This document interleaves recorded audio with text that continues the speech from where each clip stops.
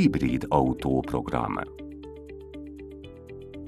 Fenntarthatósági törekvéseink egyik fontos lépése volt, amikor a cég vezetése célul tűzte ki, hogy a céges autók üzemanyag felhasználását korszerűsítse.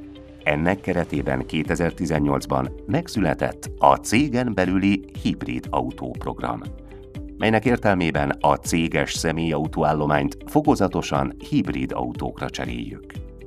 2019-ben érkezett az első hibrid személyautó, majd minden évben a cserére szoruló autók helyett már hibrid autót vásároltunk. A cég kiemelten motiválja közép- és felsővezetőit, hogy személyes használatú céges autónak hibrid autót válasszon. Jelenleg már 5 személyautónk hibrid üzemű, melyek üzemanyagfogyasztása 30%-kal kevesebb, mint hagyományos üzeműtársaiké. A Primerate évek óta elkötelezett a környezetkímélő megoldások mellett. Nem volt idegen cégünktől az a szemlélet, amit az ENSZ 2015-ben megfogalmazott a fenntarthatóság jegyében.